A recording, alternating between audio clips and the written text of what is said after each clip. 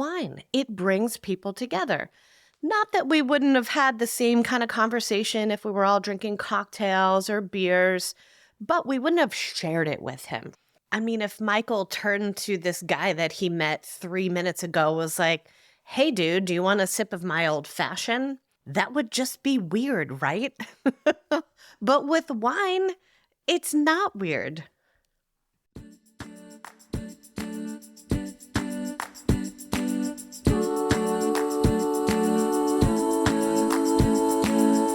Hello, welcome to Sip with Nikki. I am your host, Nikki Lamberti, and thank you as always for sharing your time with me.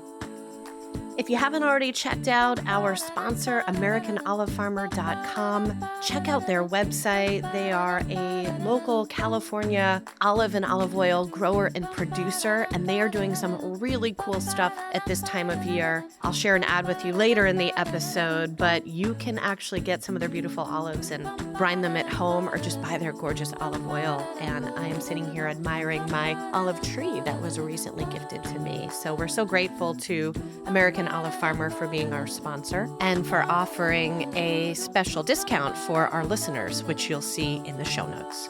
And of course, our other sponsor, Solavato Wines. That's my wine, the wine that I make, the wine that I'm in the middle of harvest with. The reason that my nice manicure is now purple. Beautiful California Sangiovese. As always, check out Solavato Wine's website in the show notes and use the code PODLISTENER for 10% off your purchase. I will pack and ship this beautiful wine that I made to your doorstep, and I can't wait to hear what you think. So this episode stemmed from an experience that Michael and I had recently at a local restaurant here in the Napa Valley, and it just really got me thinking about how wine brings people together and how it's so unique. And so I wanted to share that story with you, but also give you some tips on how you can incorporate this concept into your life, even if you don't live here in wine country. We are also going to be highlighting a fantastic Sip Spotlight wine today, a 2019 Syrah, and I'm going to talk about why you should be drinking more Syrah. And this wine came from a very unique producer and a family that has an amazing story here in the Napa Valley, so I'll be sharing the details of that with you. And then finally, just touching the surface on a very cool campaign, no, not politics, a very cool wine campaign that I am a supporter of, and I want to share a little bit with you about how it can help bring you joy. So we had a lot to cover. Let's do it. So last night, Michael and I were in the Napa Valley doing some work on our wine, and we decided to go to one of our favorite restaurants for dinner. And shout out to Rutherford Grill. It's fantastic and just consistent and great. And one of the things that we love to do there if we can is actually sit at the bar. Now, when we got there, it was about 6 o'clock on a Saturday night, so it was busy, but we chose to actually wait to get some seats at the bar because we always meet the most interesting people when we sit at the bar there. It's a pretty big bar, and it's always a nice mixture of locals like us and tourists, and the bartenders are fantastic. Shout out to the whole staff there. So with patience, we were able to snag the 2 spots at the bar. And then there was another single spot available where a gentleman sat down.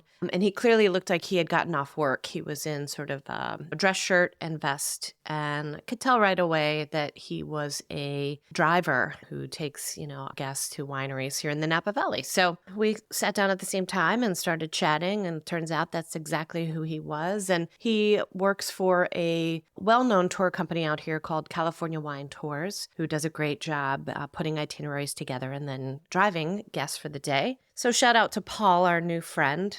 I think I probably had met him over the years in passing, but it was really nice to get to know him. So Michael and I ordered a bottle of Syrah when we sat down at the bar because we were planning to have 2 of our favorite items at Rutherford Grill, the French dip, which is to die for, and their ribs, which we hadn't had in a while because we always get the French dip. So we were going to get French dip and ribs and split them. And so once we knew that, we could sort of back into deciding what wine we wanted to drink. And they had a couple of different Syrahs on the menu. And we love Syrah as a pairing with barbecue or anything smoked or anything off the grill. So we knew with having those beautiful Texas Hill Country ribs that they have there that we wanted some Syrah.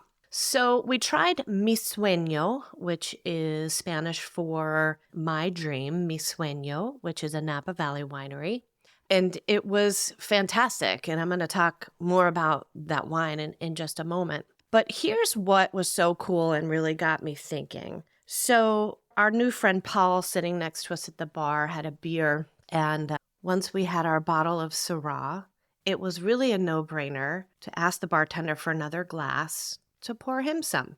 I mean, I saw that he was consuming alcohol, so I didn't have to assume that part. And we said, hey, do you want to try some of this? And he said, sure, twist my arm. And it just felt very natural because we had been talking for a few minutes and we were sitting there at the bar. And this is one of the things, and I've talked about this before, that I love about wine. It brings people together. Not that we wouldn't have had the same kind of conversation if we were all drinking cocktails or beers, but we wouldn't have shared it with him.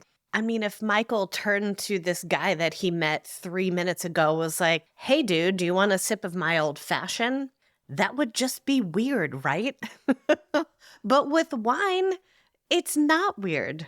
We wouldn't have brought him into our circle by literally sharing a glass of wine from our bottle with him. And that's just one of the things that I love about wine.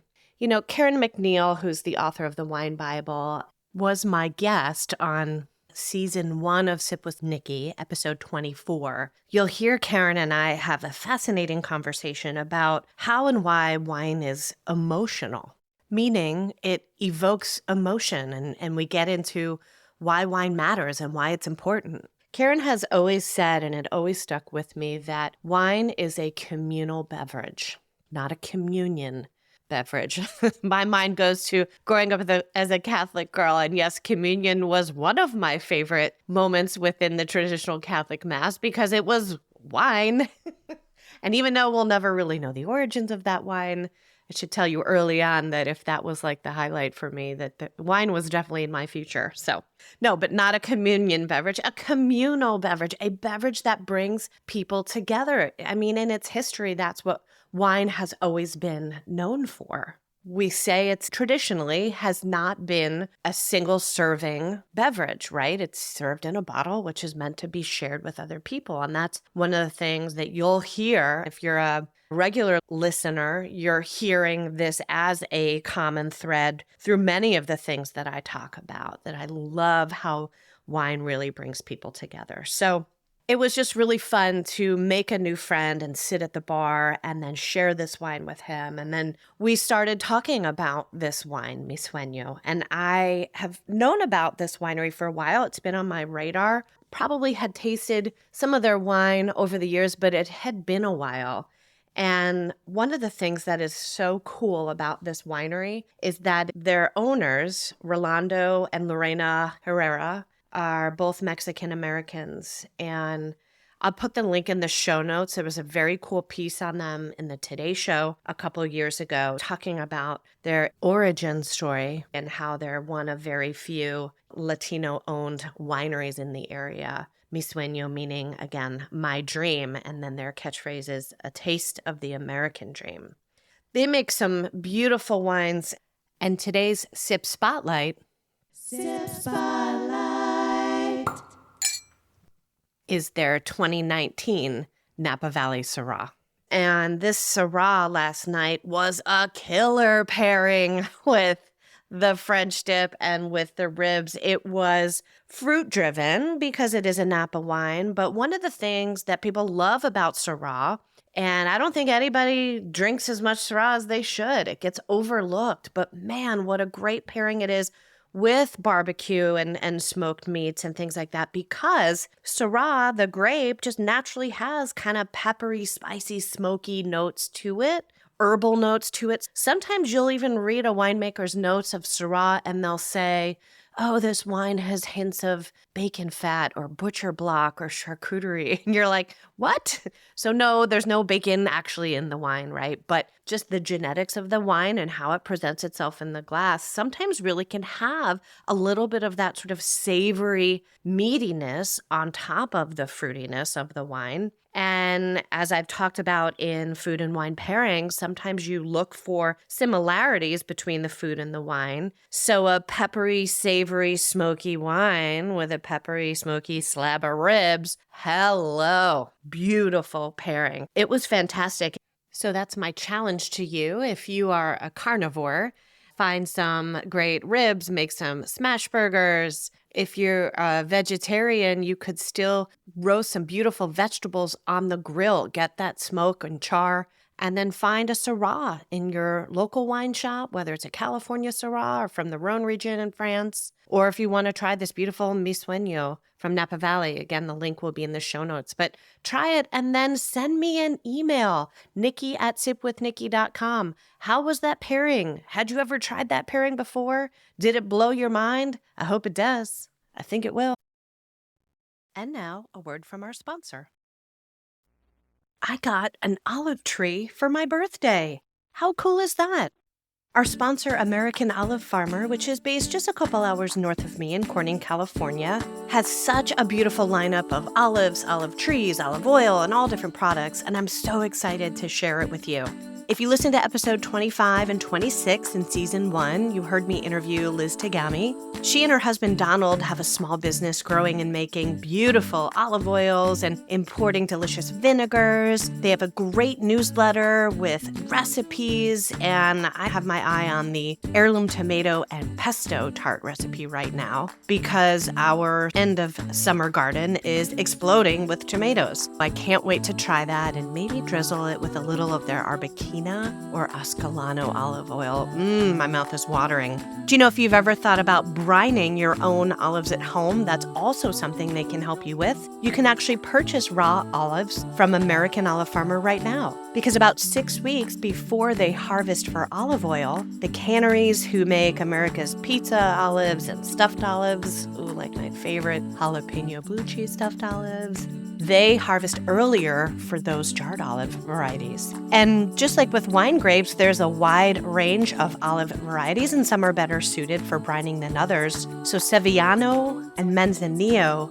are 2 varieties that are great for brining, and you can buy them in 10-pound or even 20-pound boxes. Go for it. An American Olive Farmer will ship them right to your door with a full PDF recipe and guidebook on what to do with them. Now, the fully green early crop is sold out, but they're still taking orders at the time of this recording for mid-harvest olives, which just have a little bit more color to them. So make sure you visit AmericanOliveFarmer.com and use the code SIPWithNikki, capital S, capital W, and capital N, SIPWithNikki for $10 off your order. Check out the link in the show notes for more information. Go see what it's all about. You're welcome. And now back to our show.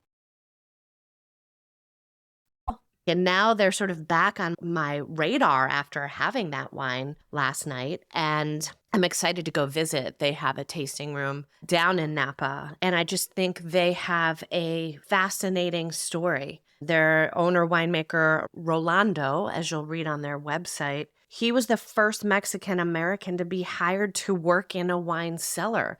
Now, historically, in the vineyard workers here in this area, there's been a strong component of Mexican Americans, but in, cellar positions, ownership, and winemaking, it's been really non-existent to rare until recent years. So 1997 is when they actually started their dream, Mi Sueño, and it's fantastic. And I'm still thinking about that wine last night and that pairing. So check them out. You can order online and have it shipped, but if you're coming to the Napa area, this is one that I'm definitely going to include on my top list of recommendations that people ask me for all the time. Going back to the idea of wine bringing people together, in a couple of weeks, I am going to have an encore interview with Karen McNeil. and Dr. Hobie Wedler from episode 13.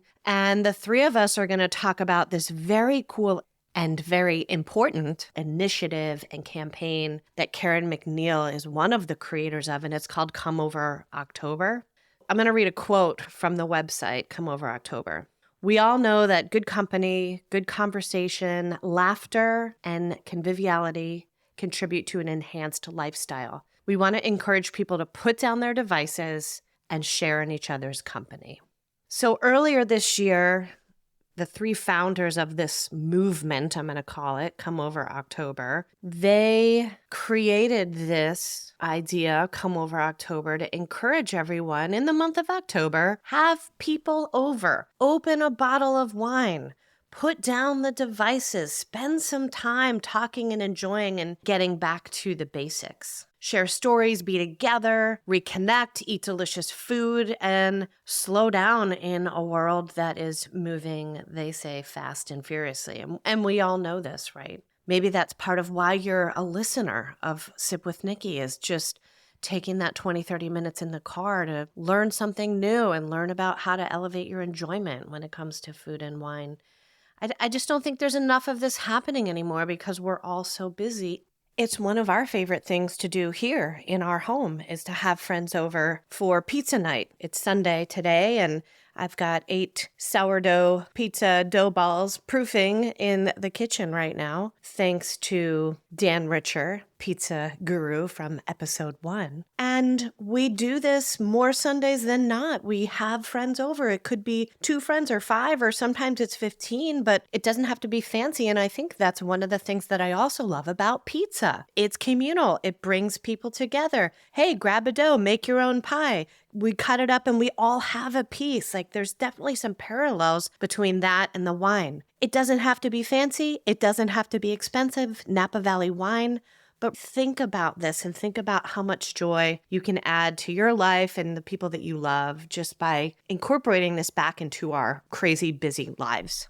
Another catalyst for the Come Over October campaign is that recently there's been some stories and advice coming out about rethinking the health benefits of wine and how consumption of any alcohol is now not good and that we should stay away from it. And that is certainly not the case. And that is something that Karen, Hobie, and I are going to talk about in our episode that you'll hear next month. So really, this one simple thing of getting spots at the bar at our favorite local haunt, meeting this very nice gentleman next to us, sharing a bottle of beautiful and surprising wine that has a really significant and interesting story of its founders, all just got me thinking about the bigger picture of wine and enjoyment, and I wanted to share those thoughts with you.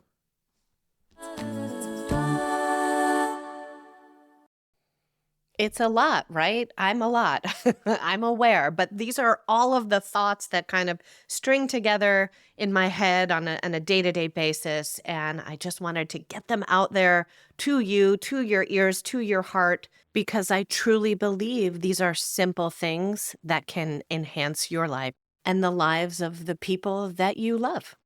If you'd like to be an angel and support the podcast, buy me a glass of wine. That'll help us to, check out something new next time we're at the Rutherford Grill. You can be an angel and support the podcast with the link in the show notes. Also, check out Mi Sueño and Solovato wines and American Olive Farmer. I just can't stop sharing all the things that I love that I think should be on your table.